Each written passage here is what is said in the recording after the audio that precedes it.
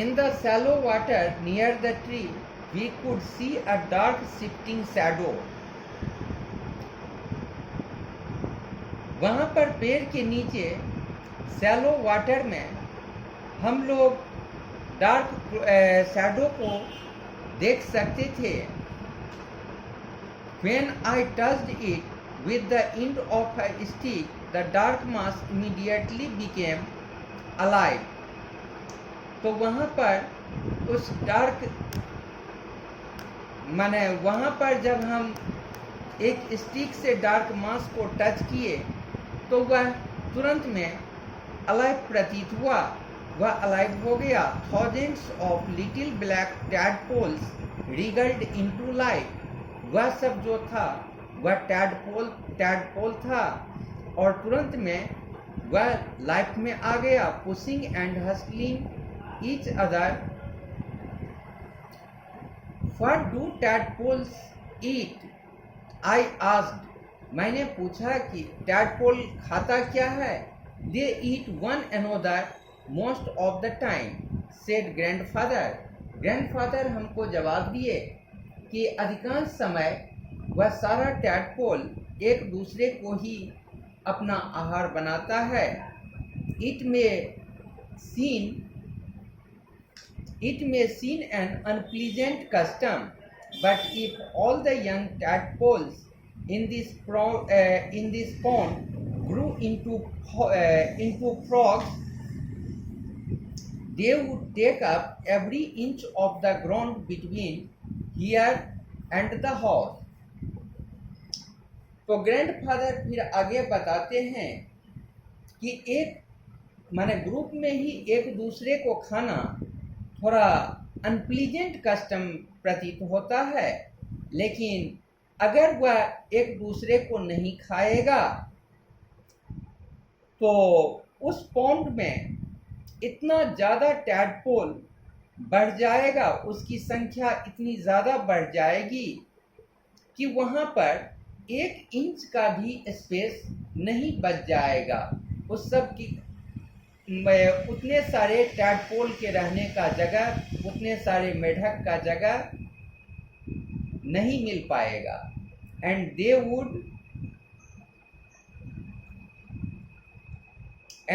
Would be all over the bedrooms and the bathrooms and the kitchen. Your grandmother wouldn't be too pleased. तब जाकर के वह अपना स्थान कहाँ पर खोजेगा, तो जो बेडरूम होगा हम लोगों का या जो हम लोगों का बाथरूम होगा या किचन होगा, वैसे जगहों पर अपना स्थान चूज करेगा. और इससे ग्रैंडमदर काफ़ी अप्रसन्न होंगी. तो their croaking would drive her crazy. उसका जो क्रोकिंग साउंड होता है वह उसे काफ़ी क्रेजी कर देता है. Grandfather told me that when he was a young man he had once brought home a number of green tree frogs. तो ग्रैंडफादर उनको अपनी कहानी बताते हैं कि जब वे यंग मैन थे उस समय में वे बहुत सारे ग्रीन ट्री फ्रॉग को घर में लाए थे.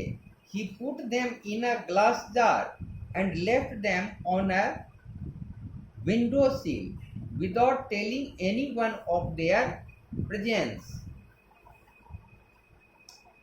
वे उसे ला करके एक ग्लास जार में रख दिए थे और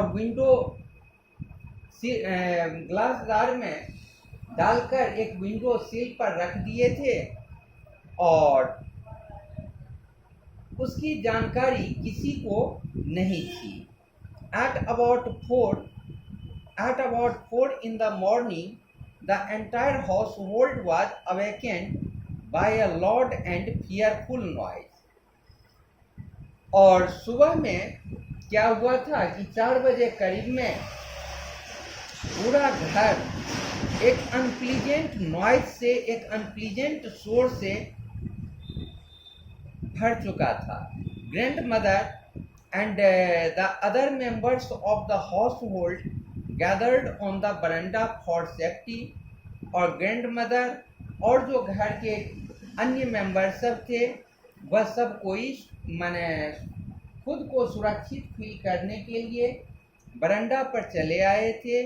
Their fear turned to outrage when they discovered the source of all the noise। उन लोगों का फियर उन लोगों के अंदर से तभी जा पाया जबकि उन लोगों को यह पता चल गया कि वह नॉइज कहाँ से आ रहा है।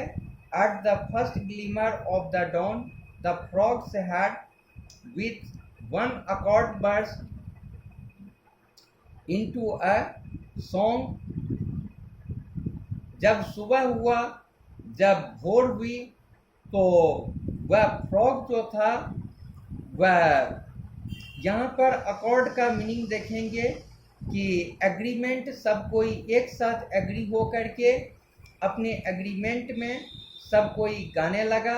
Grand mother wanted them thrown out of the window, सबको विंडो से बाहर फेंक दी। But grandfather gave the bottle a good shaking and that quietened them for some time। तो ग्रैंड मदर तो उसे विंडो से बाहर फेंक दी और ग्रैंड फादर बोतल को हिला करके शांत हो गए, कुछ देर स्थिर हो गए। Everyone went back to sleep, सब कोई सोने के लिए चला गया। But grandfather was obliged to stay awake in order to shake the bottle whenever the frog showed sign of bursting into a song। और वे उसे हिला देते थे जब कभी वह गाने के लिए बर्स्ट करता था। The following day, one of my aunts took the cover of the bottle to see what was inside। अगले दिन मेरी एक आंट जो थी वह उसके कवर को हटाई कि यह देखने के लिए कि आखिर उसके अंदर है क्या। तो the sight of a dozen green tree frogs so frightened her that she ran off without replacing the cover। तो वहाँ पर दर्जनों की संख्या में ग्रीन ट्री फ्रॉग्स को देख करके वे इतना डर गई कि वे उसका कवर हटाने के बिना ही वहाँ से दूर भाग गई। The frogs jumped out and got loose in the garden and were never seen again. और उसके बाद उस बोतल में से वह फ्रॉग्स बाहर कूद करके निकल गया और फिर गार्डन में चला गया। उसके बाद वह फिर कभी दोबारा नज़र में नहीं आया।